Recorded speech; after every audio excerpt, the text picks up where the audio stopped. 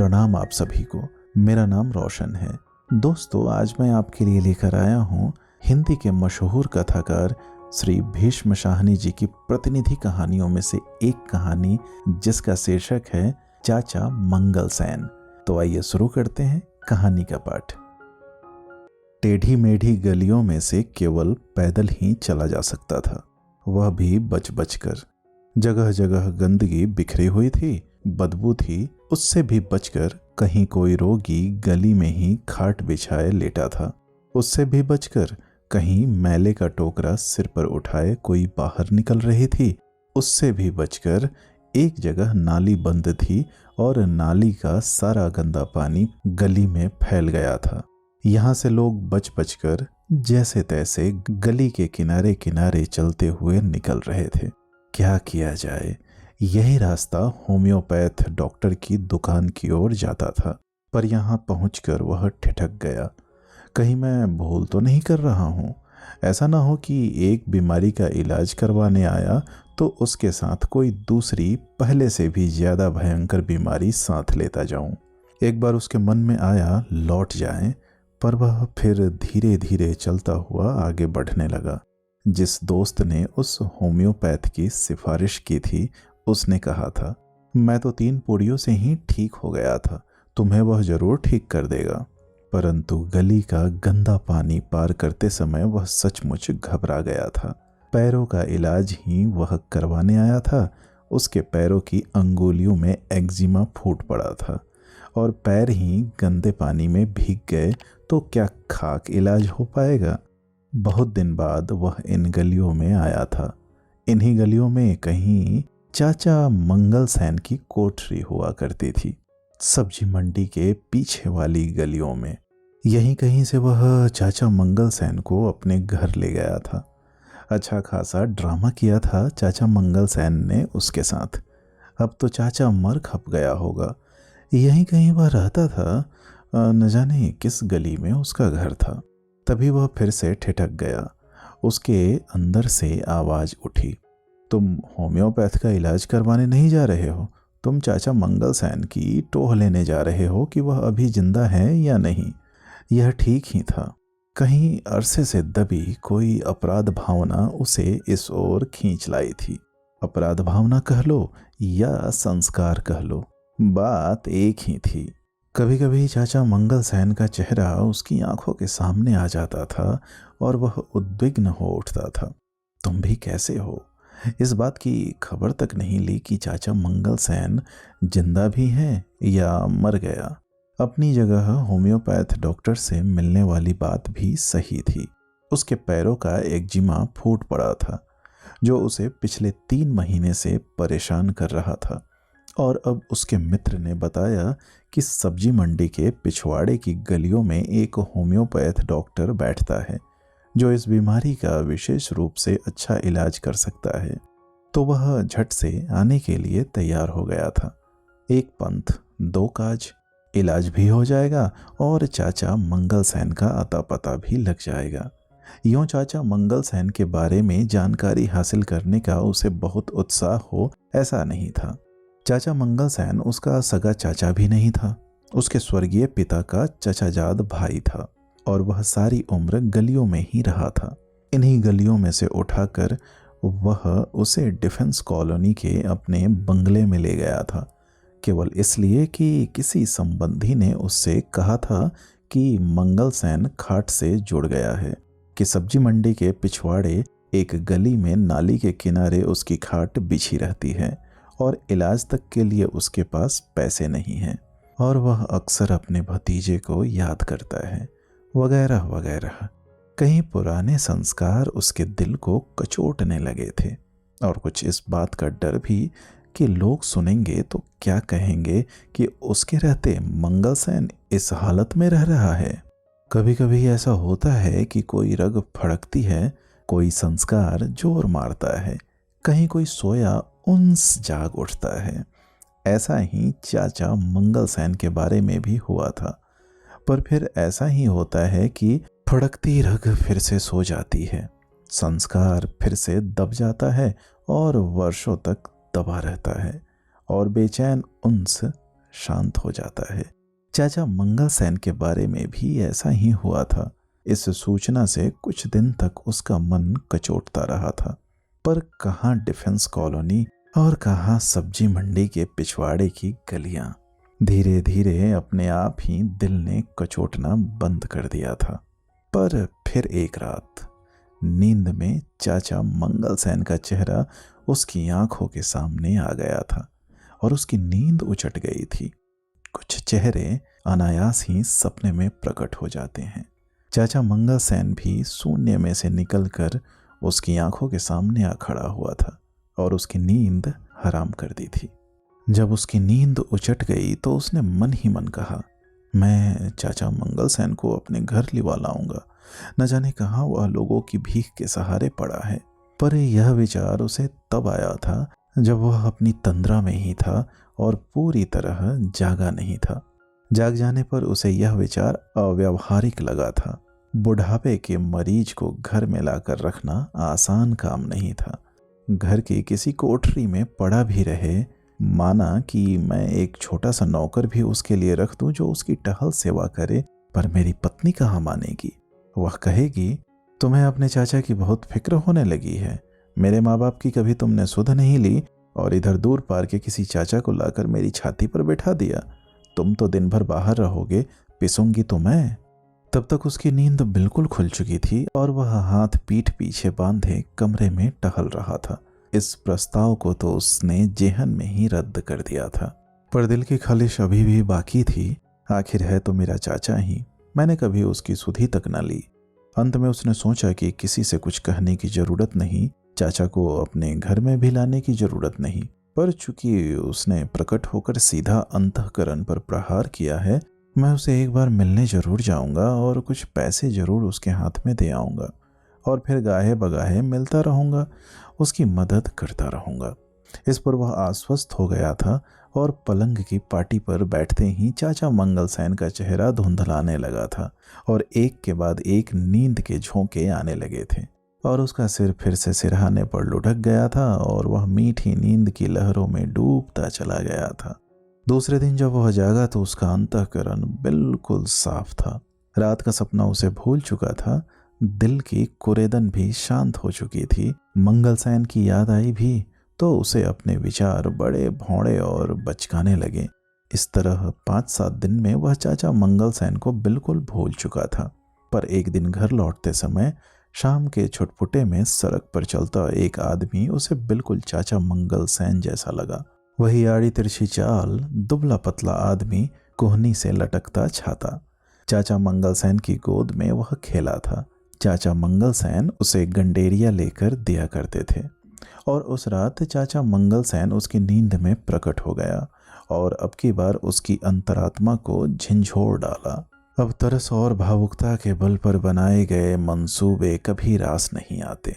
जरूर इनमें गड़बड़ी होती है, पर उस रात उसने सचमुच प्रण कर लिया कि सुबह उठते ही वह सब काम छोड़कर सीधा मोटर में बैठकर सब्जी मंडी के इलाके में जाएगा और चाचा मंगल सेन को ढूंढकर घर पर लेवा लाएगा। दूसरे दिन जब वह जागा तो उसका अंतःकरण शांत नहीं था। उसे सपना याद था। उसे बड़ी कोफ्त हुई। अधजगह में दिए गए वचन बड़े महंगे पड़ते हैं, भले ही वह अपने ही साथ किया गया वचन क्यों ना हो। स्वयं जाकर चाचा मंगल सेन को उन अंधेरी गलियों में से लाने का विचार तो उसने त्याग दिया। कौन जाए इतनी दूर और फिर चाचा मिले ना मिले। पर उसने अपने एक कारिंदे को उसके पास भेज दिया कि सब्जी मंडी के पिछवाड़े की गलियों में दरियाफ्त करना, वहाँ मंगल सेन सेठी नाम का कोई बुजुर्ग किसी कोठरी में रहता है, उसे मेरा नाम लेकर वहाँ से लिवा लाना और बंगले में पीछे की कोठरी में लाकर टिका देना। बाकी उसके आ जाने पर मैं स्वयं कर लूँगा। और बूढ़ा मंगल सेन सचमुच पहुँच गया था। उसी तरह टेढ़ा चलता हुआ, एक आंख बड़ी एक छोटी, मूछें सस्ते तंबाकू के कारण पीली पड़ चुकी थी और छाती धौंकनी की तरह चल रही थी। और उसने चाचा मंगल सेन की खाट पिछली कोठरी में डलवा दी थी। अब चाचा मंगल सेन को वक्त पर खाना मिलता था, वक्त पर दवाई मिलती थी। गाहे बगाहे जब कभी वह पिछवाड़े की ओर जाता तो चाचा मंगल सेन से मुलाकात भी हो जाती थी। माली के बेटे को ही उनका टहलुआ बना दिया था। पर चाचा मंगल सेन का व्यवहार सही नहीं निकला। गलियों में रहने वाला आदमी भला बंगले का रहन सहन क्या जाने। ज्यों ही चाचा ने तंदुरुस्ती पकड़ी कि अपना रंग दिखाने लगा।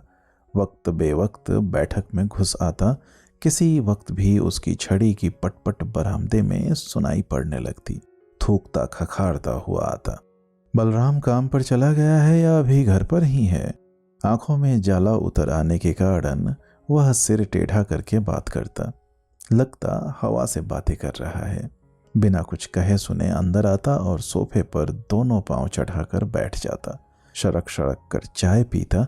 यह क्या परेशानी मोल ले ली बैठे बैठाए झंझट। बड़ी कठिनाई से उसका बैठक के अंदर घुसना बंद किया। तुमसे तो यह नहीं होगा, मैं ही करूंगी, पत्नी ने कहा था और उसने सचमुच कर ही दिखाया था। बाद में उसने पत्नी से पूछने की जरूरत नहीं समझी कि उसने यह कैसे कर दिखाया था। अब चाचा बैठक में तो नहीं घुसता, पर वक्त बेवक्त घर के बाहर निकल जाने लगा था। सड़क पर जो भी मिलता उसे रोककर खड़ा हो जाता और घर की बातें उसे सुनाने लगता। भतीजा ठीक है पर बुज़दिल है, बीवी से डरता है। इसका बाप भी बुज़दिल था। मुझसे पूछो, वह भी रनगुलाम था, यह भी रनगुलाम है। और कोई लंबा किस्सा अलापने लगता। कभी किसी से कह रहा होता, पहली लाम से मैं इटली गया था खच्चर पात्री के साथ। 15-15 मील रोज चलते थे। मुझे तमगा मिला था और वहीं खड़े खड़े छाती तान कर खड़ा हो जाता था। एक बार टहलुए ने माली को बताया कि चाचा किसी हमसाये से कह रहा था, इसके दादा ने मेरे बाप को जायदाद का हिस्सा नहीं दिया था, सब हड़प गया था। हराम का माल पचता तो है नहीं ना। खाट के साथ वर्षों जुड़ा रहा, तिल तिल कर मरा। पर यह लड़का ज्यादा इंसाफ पसंद है, पर बुज़दिल है। हर दूसरे रोज कोई हमसाया मिलता तो चटखारे ले लेकर चाचा मंगल सेन बाप दादों के किस्से सुनाने लगता। घर में रहता हुआ बाप दादों की पोल खोलने लगा था। बलराम को बड़ी कोफ्त हुई। बैठे बैठाए जंजाल मोल ले लिया। तुमसे कुछ नहीं होगा, मैं ही कोई रास्ता निकालूंगी, पत्नी ने तुनक कर कहा। जब चाचा का बाहर निकलना बंद हुआ तो वह बंगले के पिछवाड़े में अपनी मजलिस लगाने लगा। दोपहर में घर के नौकरों को लेकर बैठकबाजी करने लगा। उन पर हुक्म भी चलाने लगा। चाचा को नस्वार खींचने का शौक था। टीन की छोटी सी डिबिया में से नस्वार की चुटकी लेकर अपने नाक में खींचता और नौकरों को भी देता और बदले में नौकरों से बीड़िया ले लेकर पीता था। जब दोपहर को बीवी के आराम करने का वक्त होता तो यह पिछवाड़े में गैराज के बाहर नौकरों को लाम के अपने किस्से सुनाने लगता और नौकर खी खी कर हंसते थे। आसपास के घरों के नौकर भी आने लगे थे। तभी उसकी पत्नी झुंझला उठी। एक नौकर को उसने निकाल बाहर किया और चाचा मंगल सेन की कोठरी के बाहर पहरा बिठा दिया। अब खाना भी वहीं और टहल सेवा भी वहीं और सब काम वहीं। पर चौथे दिन नौकर ने आकर बताया कि चाचा मंगल सेन की कोठरी खाली पड़ी है, रात ही रात कहीं निकल गया है। जब बलराम को पता चला तब पहले तो उसने राहत की सांस ली कि चलो झंझट खत्म हुआ। फिर जब पत्नी से पूछा तो उसने सदा की भांति तुनक कर जवाब दिया, तुम जानो और तुम्हारा चाचा जाने, मेरी बला से, और सिर झटक कर दूसरे कमरे में चली गई थी। चाचा की कोठरी सचमुच खाली थी। आले में चीलम रखी थी। खूंटी पर से चाचा का खाकी रंग का कोट लटक रहा था, लाम के दिनों का, और कोठरी में से कसैली की बू आ रही थी। बाकी सब कुछ वहां पर था, केवल मंगल सेन वहां पर नहीं था। उसने नौकरों को बुरी तरह से डांट दिया। अगर मंगल सेन को बाहर कॉलोनी में कुछ हो गया तो उसकी नाक कट जाएगी। अगर घर में से निकल भी गया है तो रास्ते में कहीं बैठा होगा या पड़ा होगा। नौकर, चौकीदार और माली कॉलोनी का कोना कोना छान आए। नाले में भी झांक झांक कर देखा, पुलों के नीचे भी, पर चाचा का कहीं पता नहीं चला। चाचा सनक गया था और अपनी सनक में कहीं निकल गया होगा। यह वाक्य बार बार बलराम के दिमाग में चक्कर काट रहा था, मानो अपने से न कहकर वह यह वाक्य पुलिस के सामने बयान देते हुए कह रहा हो। दूसरे दिन सुबह होने पर उसने लपक कर अखबार देखा, पर पन्ने उलटने के बाद आश्वस्त हो गया, कहीं किसी बूढ़े के सड़क पर पाए जाने, नाले में डूबने या बस के नीचे कुचले जाने की खबर नहीं थी। बूढ़ा कहीं शून्य में लापता हो गया था। घर में कोई पुलिस का आदमी पूछने नहीं आया था किसी हमसाये ने चाचा को कहीं डोलते नहीं देखा था। अगर हफ्ता भर अखबार में खबर नहीं आई तो समझो मामला ठंडा हो गया, मामला खत्म हो गया। वक्त बीतते जब बात ठंडी पड़ गई, बंगले का जीवन पटरी पर आ गया। कोई झंझट नहीं हुआ, कोई स्कैंडल नहीं हुआ, और सबसे खुशगवार बात यहाँ तक कि बलराम के सपनों में चाचा मंगल सेन ने आना छोड़ दिया। 6 महीने साल का अरसा तो बीत ही गया होगा, पर आज होम्योपैथ की दुकान की ओर जाते हुए बलराम गलियां लांघ रहा था और उड़ती नज़र से दाएं बाएं की कोठरियों में भी देखता जा रहा था कि कहीं चाचा मंगल सेन सचमुच ही किसी कोठरी में न पड़ा हो। होम्योपैथ डॉक्टर अभी दुकान पर नहीं पहुंचा था। बगल की चाय की दुकान वाले ने बताया कि डॉक्टर का कोई पक्का नहीं है कि कब आए, पर आमतौर पर 10, साढ़े 10, 11 बजे पहुंच जाता है। पर अगर रात की ड्यूटी रही तो देर से आता है, तब 11:30 भी बज जाते हैं। रात की ड्यूटी? कैसी रात की ड्यूटी? इस पर चाय वाला हंसकर मजाकिया लहजे में बोला, यहाँ बैठते हैं तो डॉक्टर होते हैं, और जब अखबार के दफ्तर में बैठते हैं तो अखबार नवीस होते हैं। बलराम पर घड़ों पानी पड़ गया। यह मैं कहाँ चला आया? यह तो कोई डॉक्टर नहीं, कोई नीम हकीम है। पर होम्योपैथ की दुकान पर अभी से मरीज इकट्ठा होने लगे थे। चाय की दुकान वाले के पास ही चाबी रहती थी। उसने ताला खोला और बेंच पोंछ दिए। इस डॉक्टर के पास कोई डिग्री भी है या नहीं? बलराम ने चिंतित सी आवाज में सामने बैठे एक मैले स्थूलकाय मरीज से पूछा, जिसने टांगों पर पट्टियां बांध रखी थी और मुंह पर हफ्ते भर का सेब था। जवाब में उसने बुदबुदा कर कहा, हमें शफा से मतलब है साहिब, हमें इनकी डिग्री को चाटना है। फिर तनिक ऊंची आवाज में बोला, 1 दिन की दवाई के 4 आने लेता है और हफ्ते भर की दवाई का 1 रुपया। अब कोई उसकी सनद देखे या अपना पॉकेट देखे, क्यों जी? उसने टांग फैलाते हुए कहा, जिन पर पट्टियां बंधी थी। इस पर एक और मरीज बोला, डिग्री वाला होम्योपैथ उधर सामने बैठता है। उसने बाहर दाईं ओर गली में झांक कर देखा। सचमुच सामने वाली पात में एक दुकान पर तरह तरह के अनगिनत बोर्ड लगे थे। एक बोर्ड पर होम्योपैथ की तस्वीर भी लगी थी, पर दुकान के बाहर चबूतरे पर केवल एक ही व्यक्ति खड़ा था, और मरीजों ने बताया कि वह स्वयं होम्योपैथ डॉक्टर ही था। उसे कोफ्त होने लगी। बार बार मन में आता कि उठ जाए।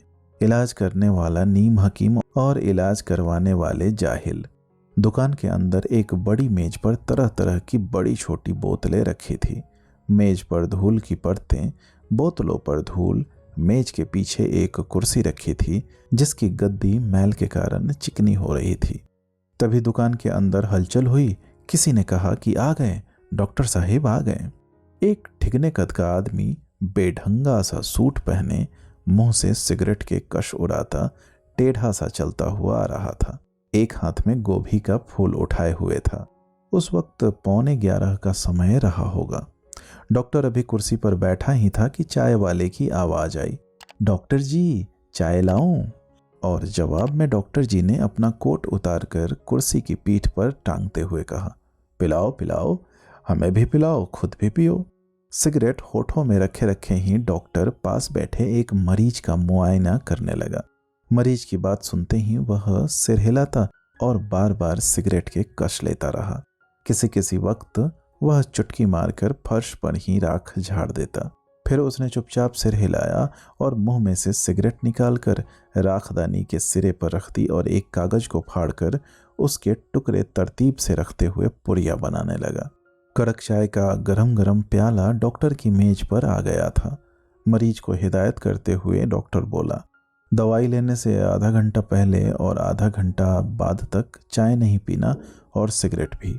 उसने अपनी सिगरेट की राख चुटकी बजाते हुए इस बार राखदानी में डाली और तर्जनी और बीच वाली अंगुली में सिगरेट को खोसते हुए लंबा कश खींचा। मरीज ने चवन्नी मेज पर रखी और पुरिया संभाल कर उठ खड़ा हुआ। इस पर एक युवक चबूतरे की सीढ़ी चढ़कर दुकान के अंदर आया और सीधा डॉक्टर के पास जाकर उसे अपने घर ले चलने का आग्रह करने लगा। गली के नाके पर मोटर खड़ी है डॉक्टर जी, अभी आपको छोड़ जाऊंगा। पर चवन्नी डॉक्टर, उसे सभी लोग चवन्नी डॉक्टर कहकर बुलाते थे, बड़े इत्मीनान से बोला, यहाँ ले आओ तो देख लेंगे। नहीं डॉक्टर साहिब, आप घर चलिए। घर हम नहीं जाते, यहाँ ले आओ तो देख लेंगे।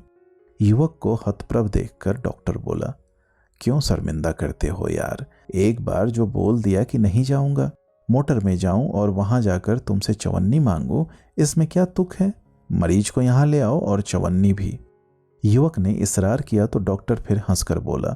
वह बोलता तब भी और हंसता तब भी उसके दांत नजर नहीं आते और भ्रम बना रहता कि उसके मुंह में दांत है भी या नहीं। क्यों मरवाते हो यार, मैं सनद याफ्ता डॉक्टर नहीं हूँ, मैं तो शौकिया डॉक्टर हूँ, इन लोगों की खिदमत करने यहाँ आता हूँ। डॉक्टर जी, एक मरीज बोला, अगर यहाँ पर कोई आपसे सनद पूछने आए तो आप क्या कहिएगा? इस पर वह फिर हंसा, बटुए जैसी हंसी। मैं कहूँगा ये है मेरी सनदें, मेरे सामने बैठी हैं। तभी बाहर गली में शोर होने लगा। कोई स्त्री ऊंचा ऊंचा बोल रही थी। डॉक्टर पुड़िया बनाना छोड़ अपनी कुर्सी पर से उठ खड़ा हुआ और सब कुछ भूल भाल कर बच्चों की तरह दुकान के चबूतरे पर जा खड़ा हुआ। जिस संकड़ी टेढ़ी मेढ़ी गली को लांघ कर बलराम यहाँ आया था, वह एक छोटे से आंगन में खुलती थी, जिसके एक सिरे पर इस चवन्नी डॉक्टर की दुकान थी। यहाँ 2-3 गलियां और मिलती थी और एक खुला सा आंगन अपने आप बन गया था। इस पर ईंटों का फर्श बंधा था और वहीं एक और कमेटी का नल था और नल पर औरतों की भीड़ थी। वहीं पर धूप का चकता सा बनता था और उस पर गली मोहल्ले के बच्चे खेल रहे थे। इसी आंगन के पार, जहां एक गली बाईं ओर ऊपर को चली गई थी, एक कच्चे मकान की छत पर खड़ी एक बड़ी उम्र की औरत हाथ पसार पसार कर चिल्ला रही थी, अब मुआ भाग गया है, तुम लोगों के सामने भागा और तुमने पकड़ा नहीं, यह भी कोई बात हुई? फिर पीछे की कोठरी की ओर इशारा करती हुई बोली, मुझे खटका हुआ, मैं अंदर गई तो झट से खाट के नीचे घुस गया। तेरी बहन है तो तू खाट के नीचे क्यों घुसता है? बुढ़िया फिर से चिल्लाई। बहन से मिलने आता है तो खाट के नीचे क्यों छिपता है? अंदर से दरवाजे को संकल क्यों लगाता है? यह बहन से मिलने आया है। तभी धारीदार पजामा पहने एक युवक, जो नीचे धारीदार पजामा और ऊपर मैली सी बनियान पहने था और उसी घर की बगल से अपनी दुकान खोल रहा था, आगे बढ़ाया। किधर को गया है? मैं क्या जानूं किधर गया है, मैंने तो देखा नीचे उतरा है और चटती ओर घूम गया है। और दूसरे क्षण धारीदार पाजामा वाला अपनी जांघ पर हाथ मारकर हे बजरंगबली चिल्लाता हुआ इस तरह भागा मानो जंग के मैदान में कूद रहा हो। कोई इधर आए और मोहल्ले की आंखों में धूल झोंक कर निकल जाए, यह कैसे हो सकता है? मारा गया, अब आशिक मारा गया, डॉक्टर ने बच्चों की तरह चहक कर कहा और चुटकी बजाकर सिगरेट की राख झटक कर दुकान के अंदर लौटने लगा। तभी गली से एक ढीली ढाली मगर जवान औरत नंगे पांव हाथ में थाली उठाए पास से गुजरी। लो डॉक्टर जी, प्रसाद। डॉक्टर मुड़ पड़ा, यह किस खुशी में, और दोनों हाथ आगे बढ़ा दिए। बेटा पास हुआ है। औरत का पल्ला सिर से खिसक कर गले में लटक आया था। रूखे बाल चील के घोंसले की तरह उलझे हुए थे और पीठ पर छोटी सी गुतरी लटक रही थी। गहरे लाल रंग की मैली मुचरी हुई सलवार कमीज पहने थी और सलवार के पायते जमीन पर घिसटने के कारण चिकट मैले हो रहे थे। डॉक्टर अभी भी चौबारे की ओर देख रहा था। इस पर वह औरत बोली, अब पकड़ाई दे चुका। फिर हाथ हिला हिलाकर कहने लगी, लड़की खुद किसी को नहीं बुलाए तो यहाँ कोई क्यों आएगा? क्यों डॉक्टर? कमेटी के नल की ओर से, जहाँ पानी लेने वालों की भीड़ थी और बड़ी चिल्पों मची हुई थी, गली के 2 लड़के एक खाट उठाकर लाए और उसे धूप वाली तिकोन में डाल दिया और फिर से अपने दोस्तों के साथ खेलने के लिए भाग गए। खाट पर एक बूढ़ा आदमी उकरू बैठा खांस रहा था। बलराम का दिल धक से रह गया। खाट पर बैठे बूढ़े की पीठ बलराम की ओर थी, पर उसके दिल की धड़कन ने बता दिया कि वह चाचा मंगल सेन है और कोई नहीं हो सकता। लो प्रसाद चाचा। औरत थाली उठाए बूढ़े की ओर बढ़ गई थी और थाली में से चुटकी भर हलवा लेकर बूढ़े के मुंह में डालने लगी थी। इस पर होम्योपैथ डॉक्टर अपनी दुकान के चबूतरे पर खड़े खड़े चिल्लाया, फूला क्यों बूढ़े को मारती है? मैंने हलवा मना कर रखा है, इसे कोई चिकनी चीज नहीं देनी है। मुंह को छुआया है डॉक्टर जी, दिया कहाँ है? बेटा पास हुआ है, इनका मुंह मीठा ना करूं? फूला ने हंसकर कहा। रीत भी तो करनी है ना। फिर बूढ़े की ओर अपनी तर्जनी हिलाती हुई बोली, और नहीं दूंगी, इस तरह बिट बिट ना देखो मेरी तरफ। और हंसती हुई थाली उठाए वहां से नल की ओर जाने लगी। दो छोटे लड़के भागते हुए आए। एक लड़का दूसरे का पीछा कर रहा था, उसे पकड़ना चाहता था, पर उसने भागकर बूढ़े की खाट की पटिया पकड़ ली। दूसरा लड़का उस ओर आया तो वह खिसक कर दूसरी पटिया की ओर हो गया। थोड़ी देर में दोनों बच्चे खटिया के इर्द गिर्द भाग रहे थे। इस पर बुढ़े ने लाठी उठा ली जो उसके सिरहाने रखी थी। भागो यहां से, वह चिल्लाया। फिर होठों ही होठों में बुदबुदाते हुए बोला, माएँ जनकर इन्हें मेरे सिरहाने भेज देती हैं। चाचा मंगल सेन ही था। बलराम ने पहचान लिया। बहुत दुबला गया है, अब सचमुच खाट से जुड़ गया है। मन में बेचैनी सी उठी, पर बलराम दूर ही खड़ा रहा। चाचा के पास नहीं गया। उसके पास जाकर कहे भी तो क्या कहे। फिर बूढ़ा घुड़क कर फूला से बोला, जो अभी उसकी खाट के पास ही किसी को प्रसाद बांट रही थी, 100 बार कहा है लड़की को ब्याह दो, जवान लड़की घर में बैठा रखी है। मुझे क्या कहते हो चाचा, सुखदेई से कहो। आज यह आया है, कल कोई और आएगा। बुढ़ा अभी भी बड़बड़ाए जा रहा था। फूला इस बीच थाली उठाए अपने कूल्हे मटकाती, पल्ला लहराती कमेटी की नल की ओर प्रसाद बांटने बढ़ रही थी, जहां मोहल्ले की बहुत सी औरतें थीं। उसकी ढीली ढाली पोशाक उसकी अलसाई भाव भंगिमा के अनुरूप ही थी। सलवार के पायचे जमीन के साथ बराबर घिसट रहे थे। किसी किसी वक्त वह एक हाथ से दाया पायचा ऊपर को थोड़ा उठा लेती, जिससे दाईं टांग की पिंडली उघड़ आती। लापरवाही और अलहड़पन उसकी हर अदा में झलकते थे। पल्ला अभी भी खिसक कर गले में लटक रहा था। फूला बात करती तो मुस्कुराकर, चलती तो कमर मटकाकर, रास्ते में पड़ने वाले हर बच्चे के सिर पर छोटी सी चपत रसीद कर देती और बच्चे के फैले हुए हाथ पर चुटकी भर हलवा रख देती। यूं उसके पास इठलाने को कुछ नहीं था। कपड़े मैले, घिसे पीटे और घर टूटा फूटा, पर उसकी चाल में मस्ती थी, अपनी ठसक थी। जिस अपनेपन में मोहल्ले में घूम रही थी, लगता मोहल्ले के जीवन में रची बसी है। जैसे मोहल्ले की बहू हो, मोहल्ले के आंगन में घूम रही हो।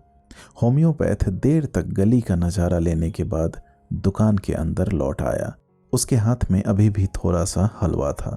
अपनी मेज के पास खड़े होकर उसने हलवे की आखिरी बुर्की मुंह में डाली, फिर दोनों हाथ अपने बालों पर मलकर अपनी कुर्सी पर आ बैठा। बलराम ने सोचा, अब आया हूं तो डॉक्टर से दवाई लेता ही जाऊं, मन हुआ तो खाऊंगा, मन नहीं माना तो नहीं खाऊंगा।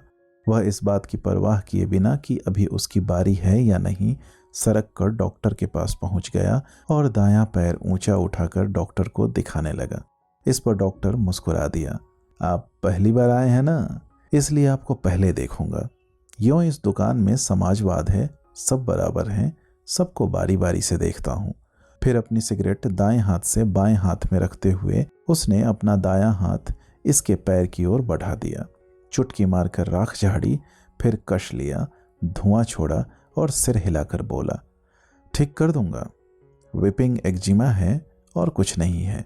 और सिगरेट मुंह में से निकालकर राखदानी में रखी और पुरिया बनाने लगा। यह देखकर बलराम से न रहा गया।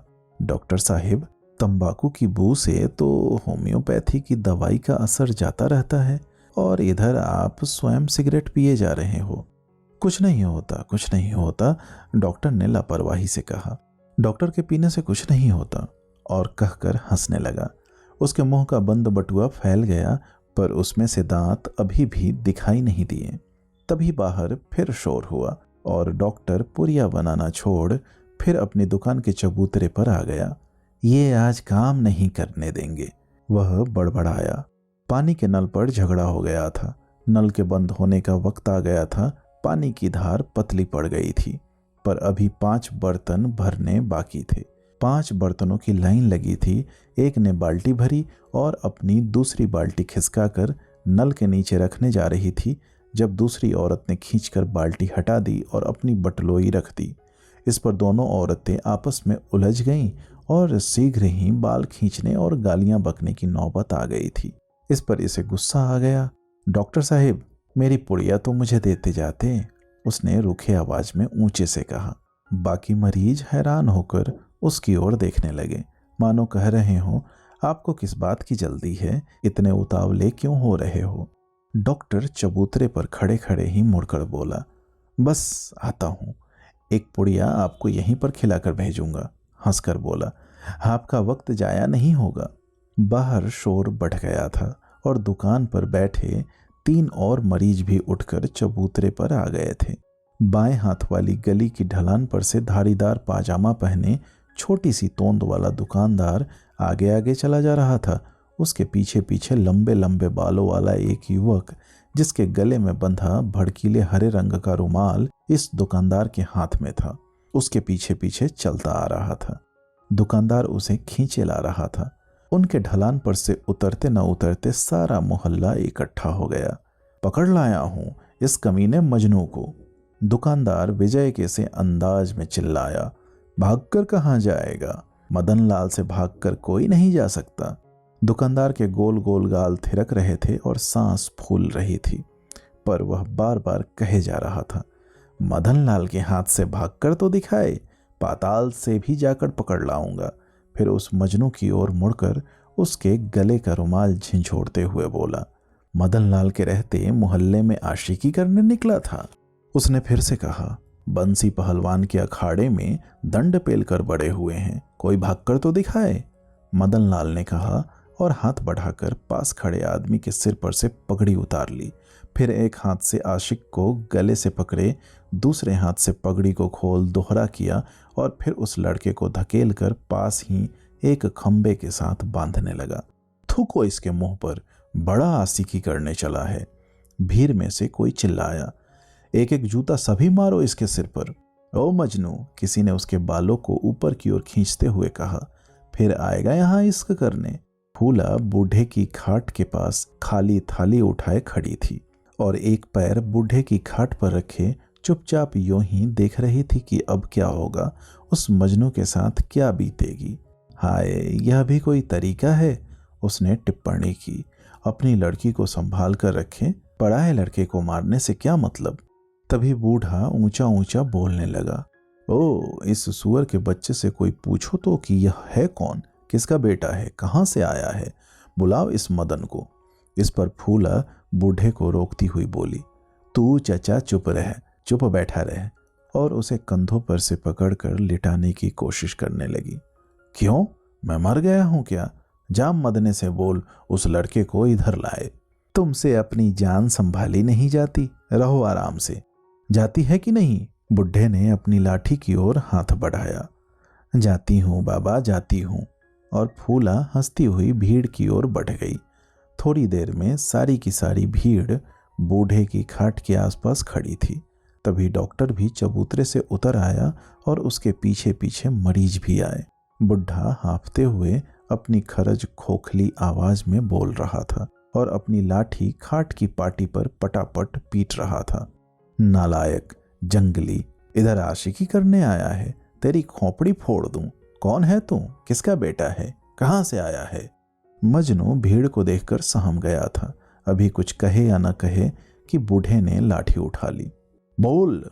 लड़का बोला कि उसका नाम मिल्खी है और वह पिछवाड़े के मोहल्ले में रहता है और उसके बाप का नाम बिशनदास है। कौन बिशनदास, क्या करता है? मनियारी की दुकान करता है जी। बिशनदास कोहली? लड़का चुप रहा, पर जब बुढ़े ने कड़क कर पूछा, बिशनदास कोहली, तो वह हौले से बुदबुदाया, जी।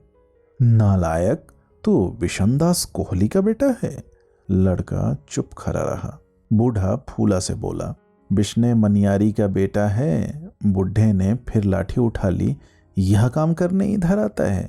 उधर के बच्चे, जा बुला ला अपने बाप को। लड़के का रंग पीला पड़ गया। धीमे से बुदबुदाया, जी, यह मेरी चचेरी बहन है। सुनते ही बूढ़े ने फिर लाठी उठा ली। क्या कहा? जी, दूर पार की बहन है। इस बीच उस लड़की की विधवा माँ भी बाहर से लौट आई थी और इस करतूत का पता चलने पर बड़बड़ाती जा रही थी। बुढ़े ने उसे देखा तो बोला, यह बिस्ने का बेटा है, मैं इसके बाप को जानता हूँ। फिर आवाज तनिक धीमी करके लाठी फर्श पर ठकोरते हुए बोला, अब सुन मेरी बात, ध्यान से सुन। फिर बिना उसके उत्तर का इंतजार किए बूढ़े ने धारीदार पाजामा वाले मदन से कहा, जा इसके साथ इसके मोहल्ले में और इसके बाप को बुला ला। और फिर आंखें तरेर कर उस लड़के से बोला, अब इस मोहल्ले में आएगा तो बारात लेकर उल्लू के पट्टे, नहीं तो मैं तेरी हड्डी पसली तोड़ दूंगा। बुढ़े का यह फैसला सुनकर मोहल्ले के लोग पहले तो कुछ हैरान हुए, फिर ढीले पड़ गए और हंसने बुसकने लगे। किस लोफर के साथ ब्याह कर रही हो लड़की का, हम नहीं होने देंगे, एक बोला। लड़की की विधवा माँ चुपचाप खड़ी थी, न हूं न हाँ। बाबा ने बचा लिया, नहीं तो मैं इसे खंबे के साथ बांध रहा था, इसकी आंतें बाहर निकल आती। मदन ने उसके गले में से रुमाल हटाते हुए कहा, चुप ओए मदने, तमीज से बात कर, अब जीजा जी से बात कर रहा है। इस पर हंसी का फव्वारा छूटा। अब खाट के नीचे नहीं छिपना पड़ेगा जीजा जी। एक ने चुटकी ली और आशिक के सिर पर हल्का सा धौल जमा दिया। मदन लड़के का हाथ पकड़े उसे मोहल्ले के बाहर ले जाने लगा। भीड़ छट गई। हंसी मजाक करते लोग अपने अपने घरों दुकानों की ओर बिखर गए। इस बीच कमेटी का नल बंद हो चुका था। वहां से भी औरतें मर्द कब के हट गए थे। दुकान के चबूतरे के पास खड़ा बलराम सोच रहा था कि अपने चाचा के सामने जाए या ना जाए। यहाँ पर तो राज कर रहा है, क्या मालूम मैं सामने जाऊं तो मुझ पर भी बरसने लगे, गालियां बकने लगे, अपना लठ उठा ले और सबके सामने मुझे बुरा भला कहे। होम्योपैथ की दुकान बंद करने का वक्त हो रहा था। उसने चाय वाले से गर्म प्याला चाय का मंगवाया, सिगरेट सुलगाई और चाय वाले की दुकान के बाहर ही बैठ गया। तभी बुढ़े चाचा मंगल सैन को खांसी का दौरा हुआ। दोनों हाथ खाट की पाटी पर रखे उसकी हड़ियल सी काया कांपे जा रही थी। उसका सिर कभी एक ओर को तो कभी दूसरी ओर को निढाल सा होकर लुढ़क जाता। इस पर कहीं से दो छोटे से लड़के आए और बूढ़े की खाट को उठाकर धूप में ले आए। इस बीच बूढ़े की खाट साये में आ गई थी। अब बूढ़े की खाट ऐन नाली के ऊपर थी।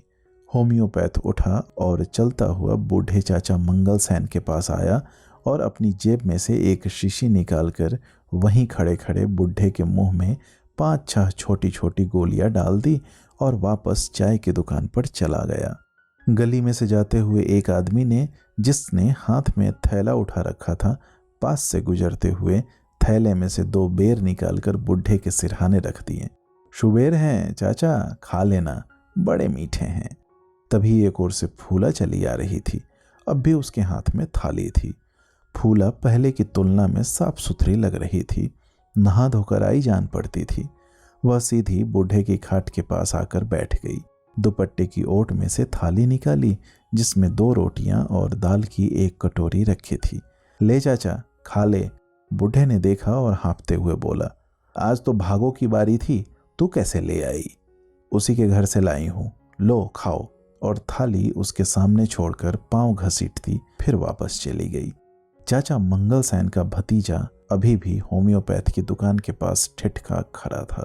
चाचा से मिले या नहीं मिले। फिर उसके मन में आया, मैंने चाचा के साथ कोई बुराई तो की नहीं थी। चाचा खुद ही बिना कुछ कहे सुने वहां से भाग आया था। मुझसे तो जो बन पड़ा मैंने खिदमत ही की है। वह आगे बढ़ आया और चाचा की खाट के सामने जा खड़ा हुआ। धूप के कारण बुढ़े को पहचानने में तनिक देर लगी।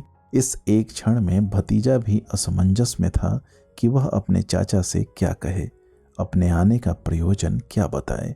भतीजे को देखते ही चाचा की अजीब प्रतिक्रिया हुई। वह घबरा गया। उसके चेहरे में से रहा सहा रंग भी उड़ गया और हाथ कांपने लगे। मैं नहीं जाऊंगा, उसने कांपती आवाज में कहा और हाथ बांध दिए। मैं उस मरण कोठरी में नहीं जाऊंगा। वीर जी, आप बहुत अच्छे हो, भगवान तुम्हें सलामत रखे, पर मैं नहीं जाऊंगा, तुम मुझे बख्श दो। और भतीजा भी कुछ कहे कि ना कहे, बूढ़ा बोले जा रहा था, मुझे अपनी मिट्टी में ही मरने दो। वीर जी, तुम्हें मेरा ध्यान आया, तुम इतनी दूर से मुझे फिर लेने चले आए, पर मुझे माफ़ कर दो, मैं नहीं जाऊंगा। मरने पर मेरे मुंह में गंगाजल डालने वाले यहाँ बहुत हैं, मुझे फूंक आएंगे। तभी होम्योपैथ डॉक्टर उसके पास आया और बलराम को धीरे से इशारा करके वहां से ले गया। बाद में दोनों एक साथ गली लांघकर बाहर जाने लगे। गली का मोड़ मुड़ने पर बलराम ने मुड़कर देखा तो 3-4 बच्चे बूढ़े की खाट के इर्द गिर्द खड़े नाच रहे थे, उधम मचा रहे थे, और बूढ़ा अपनी लाठी की ओर लपकता हुआ कभी एक को धमका रहा था, कभी दूसरे को। दोस्तों, उम्मीद करता हूँ यह कहानी आपको पसंद आई होगी। ऐसी ही ढेरों कहानियाँ सुनने के लिए आप हमसे जुड़े रहें। बहुत बहुत धन्यवाद।